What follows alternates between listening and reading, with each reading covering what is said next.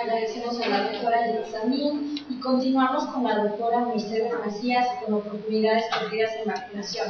Para el siguiente panel sería interesante el de la doctora Roldán, que es abordar un poquito esto. Existen indicadores de esquemas incompletos y qué podría incluso ser un indicador, sobre todo en las mujeres adolescentes embarazadas y vacunación. Va a ser muy interesante para el siguiente. Doctora Macías.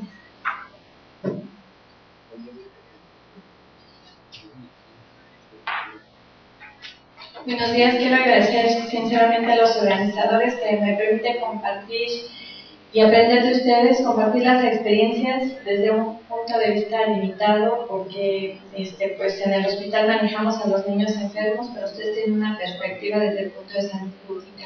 Y creo que la participación de agrupaciones pediátricas como la Sociedad, la Asociación y la Academia Mexicana de Pediatría, pues es una oportunidad para nosotros. Los programas de vacunación indudablemente han sido, la vacunación en términos globales es una de las estrategias que mayor costo-beneficio ha tenido en el campo de la salud pública. De hecho, es considerada como mayor costo-beneficio después de la introducción del agua potable. Sin embargo, hay países, desafortunadamente los de menos recursos, en donde las coberturas de vacunación son muy bajas, y a nivel global la Organización Mundial de la Salud estima que el 78%, la cobertura es del 78%, menor al 80% para polio, para sarampión, para beta T y para hepatitis, inclusive mucho inferior a esto, muy inferior a esto. La siguiente, por favor. No sé si podemos tener señalado. Sí, se sabe que las vacunas evitan en la actualidad más o menos 3 millones de defunciones gracias a ello. Sin embargo, a pesar de eso, fallecen alrededor de 2,5 millones de niños por enfermedades que son prevenibles por vacunación. La siguiente. Y más del 90% de estos fallecimientos ocurren en países en vías de desarrollo. Como ya se ha mencionado, en México el esquema de vacunación es uno de los esquemas más completos a nivel mundial, y las coberturas de vacunación en nuestro país también son unas de las más altas coberturas a nivel mundial. ¿Qué cosas importantes ha tenido en México? Uno, la introducción de la vacuna contra hepatitis B al nacimiento, porque ya lo mencionó Yetsamín. México es considerado como un país de baja incidencia contra hepatitis, de antígeno de superficie de hepatitis B. Tenemos menos del 2% de la población en México tiene antígeno de superficie positivo. Sin embargo, la imposibilidad para tamizar al 100% de las madres al momento del parto hace que la vacunación al nacimiento sea una estrategia de gran importancia, porque no sabemos, hay estados que tienen un punto algo de prevalencia de antígeno de superficie, sin embargo hay regiones en la República en donde el antígeno de superficie puede ser discretamente superior al 2%. Por lo tanto, esto ejemplifica la importancia de la vacunación cuando mucho en las primeras 72 horas del recién nacido. Algo que me alarmó ahorita es escuchar que cerca de 400,000 partos se atienden a nivel privado. Lo ideal es que estas mujeres tengan determinación de antígeno de superficie, sino la importancia de sensibilizar a los médicos privados a vacunar al niño en las primeras horas del nacimiento, porque es la única manera. Se evita vacunándose en las primeras 24 horas. Si la madre es portadora de antígeno de superficie, se evita en un 85% la transmisión al producto. Entonces vean lo importante de tener el conocimiento de por qué se requiere la vacunación en las primeras horas cuando nace el niño, independientemente de que si está cerrado el lugar en donde el refrigerador para sacar la vacuna. Entonces la sensibilización al personal de salud. En México el esquema de vacunación es gratuito y el apoyo se basa fundamentalmente en la atención primaria. Los servicios de atención primaria son los que vacunan en su gran mayoría a nuestros niños. De aquí la importancia de que la gente conozca cuál es lo relevante y por qué hay indicaciones y contraindicaciones, como ya lo mencionó Getsamín. Algo que es fundamental también fue la introducción en los años 90, 98, 99 de la vacuna contra hemófilos influenza en forma de pentavalente, porque el hemófilos influenza tipo B era en todo el mundo una de las principales causas de enfermedad invasiva, incluyendo meningitis. En México, desafortunadamente en ese momento, teníamos una información no completa acerca de la verdadera incidencia de la enfermedad. Sin embargo, es muy probable que no hubiera sido benevolencia del microorganismo y que a los mexicanos no nos diera hemófilos influenza, enfermedad invasiva por hemófilos influenza, sino más bien que la baja incidencia que teníamos o la incidencia relativamente menor a países industrializados se debiera a falta de información. La información, los datos epidemiológicos en nuestro país, la realidad es que han mejorado en forma muy significativa y eso se debe al trabajo conjunto de todos los que reportan. De aquí que hay que hacer mucho hincapié, sobre todo en el sector privado, de hacerles ver lo importante que es conocer lo que sucede en nuestro país para que se establezcan las estrategias de acuerdo a las necesidades que nosotros tenemos. El hemófilus era la primera causa de meningitis purulenta en el país. Y en Estados Unidos, antes de la vacuna, se reportaban alrededor de 20,000 casos al año. Imagínense lo importante de esto. ¿Qué otros cambios en la cartilla han sido? Todas las vacunas son importantes, BCG, etcétera, pero me estoy refiriendo a los cambios justos en los últimos 10 años, 12 años, de 98, 99 para acá. La introducción de la vacuna, la sustitución más bien de la vacuna parenteral de la polio en relación a la vacuna oral. No hay duda de que la vacuna oral contribuyó a la eliminación y la erradicación en algunos países de la polio. Sin embargo, el evento adverso de la polio asociada a vacunación, que desde el punto de vista de salud pública, decíamos que tenemos 1 o 2 casos, en Estados Unidos se reportaban 8 al año, si tenemos 1 o 2 casos, pues en contraste con lo que es la eliminación y erradicación de la enfermedad, pues no tiene nada que ver. Pero una vez que se ha eliminado de las Américas, es inadmisible tener casos de polio que son indistinguibles de la enfermedad natural. Entonces, desde el punto de la perspectiva de salud pública, el impacto que estas modificaciones en nuestro calendario de vacunación han tenido en nuestro país. Lo fundamental es mejorar y preservar la salud de los mexicanos. Y como esas, pues podemos decir que todas las vacunas representan un beneficio indudable, es una inversión. Más que gasto, nosotros decimos, es mucho dinero, indudable, esa es la limitante probablemente más importante. Pero también es el desconocimiento del impacto que tienen las enfermedades en nuestra población, en la calidad de vida. Porque cuando, por ejemplo, lo de hemófilos influenza se discutía, de hecho la vacuna contra hemófilos influenza se introdujo en el país en forma de penta, no por la meningitis, sino por la neumonía, porque era el segundo agente etiológico, aparentemente por la dificultad de identificar el germen de neumonía, y la neumonía es una de las principales causas de muerte en el menor de 5 años en todo el mundo y México no es la excepción. Pero la meningitis producía secuelas neurológicas en el 30% de los sobrevivientes y se nos moría el 10%. Pues sin embargo, pero de todos modos hay hospitales y si no se interna una diarrea, pues se interna una meningitis y si queda con secuelas, pues también hay lugares de rehabilitación. Entonces, la perspectiva de eso, de la muerte, el impacto sobre mortalidad y el impacto sobre secuelas. Un niño sano que finalmente quede con un retraso mental severo.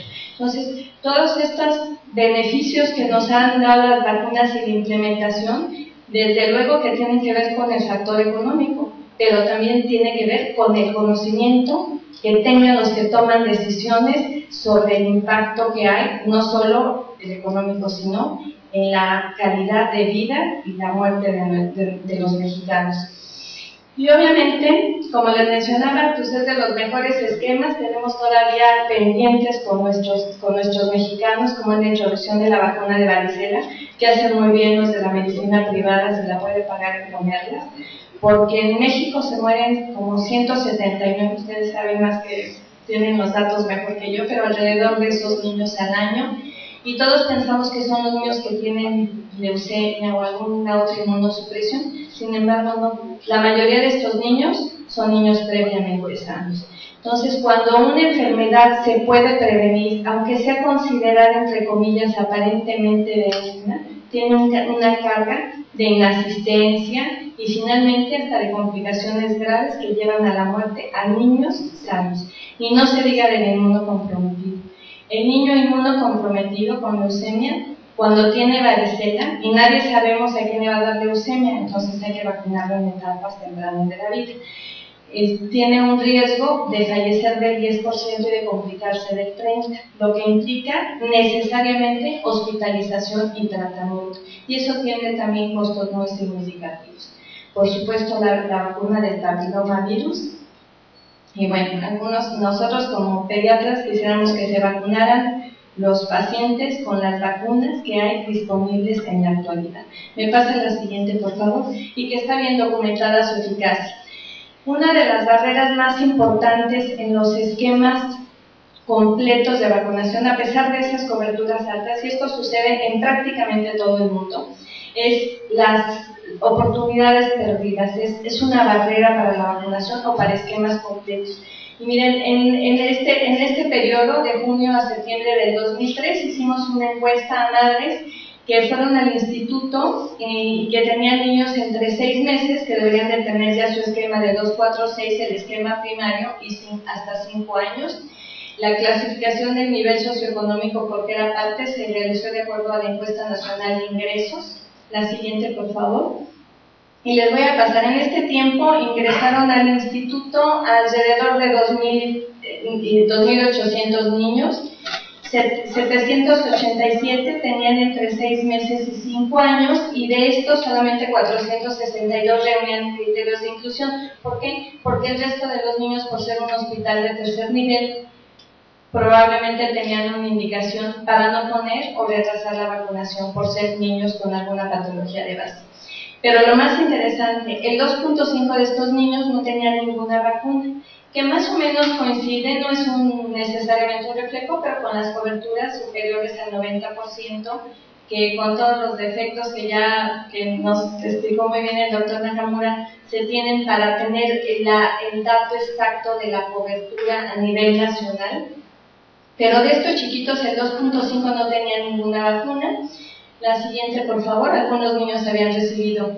¿Cuáles son los factores que se han considerado como riesgo para esquemas incompletos? La pobreza, pero en nuestro país la vacunación es gratis. Entonces esto se deriva con costo a las familias, a los probadores. El inicio tardío de la vacunación, esto no es de dinero, esto es de conocimiento y parte de nosotros como personal de salud. Información deficiente del estado de vacunación. Si nosotros le preguntamos a las mamás qué vacunas tiene su niño, ella nos dice todas.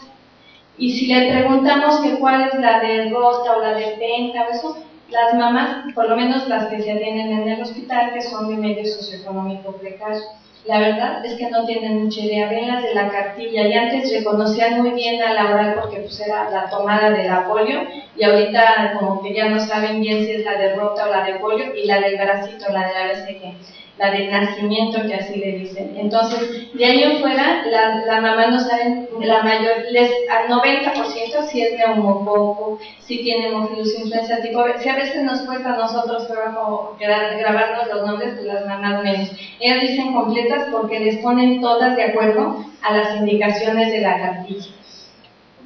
Y algo que fue fundamental es el desconocimiento. Bueno, déjenme regresar a esto.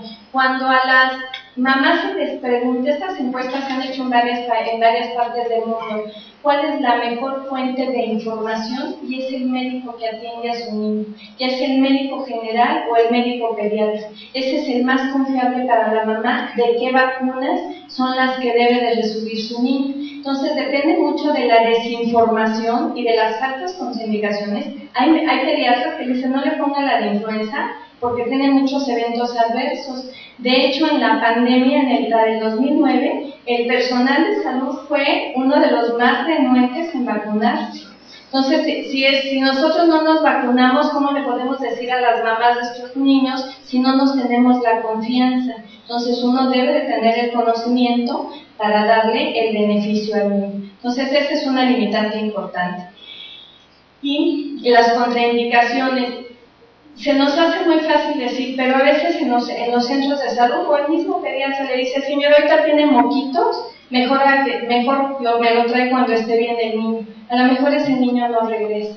Y si ese niño no regresa, va a regresar en 1 o en 2 meses. Eso ya es un esquema retrasado de vacunación y deja al niño vulnerable a presentar alguna de las enfermedades que son prevenibles por vacunación. No quiere decir que el niño que no se vacune a tiempo necesariamente se va a enfermar, pero puede enfermarse. Y el ejemplo más palpable es tosferina.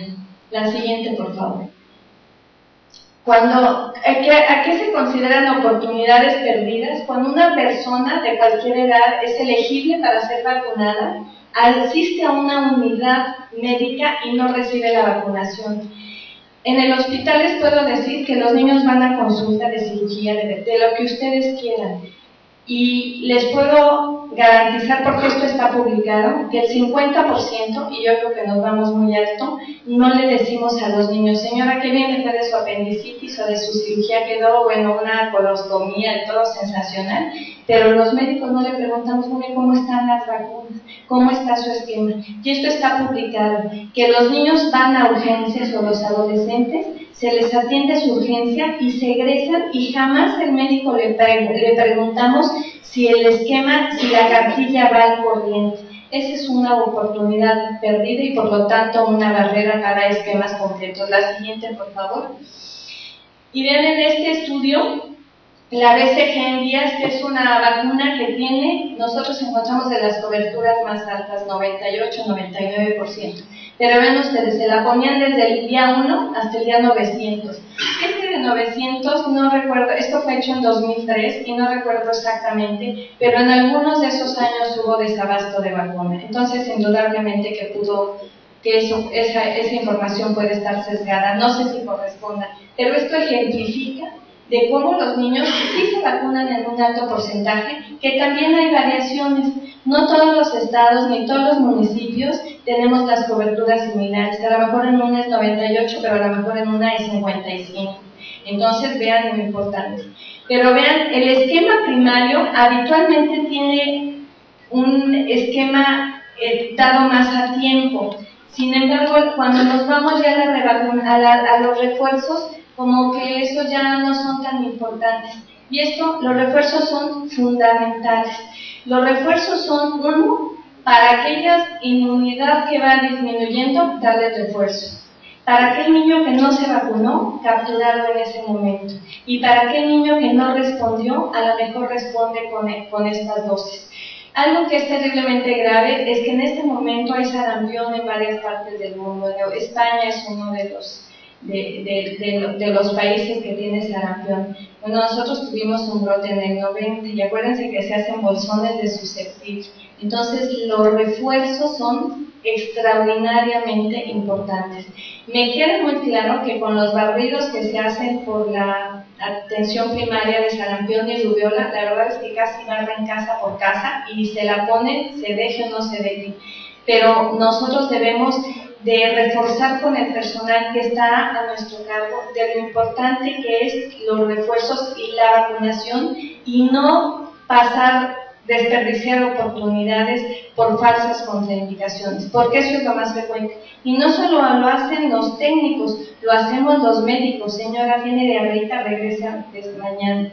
Y a veces la pobreza, las limitaciones económicas también de distancia, impiden, o la mamá que tiene 5 niños, pues la verdad, si ya fui al hospital, ya no tengo que regresar, y deja a su niño sin vacunar. Es responsabilidad de los que brindamos medicina a estos pacientes.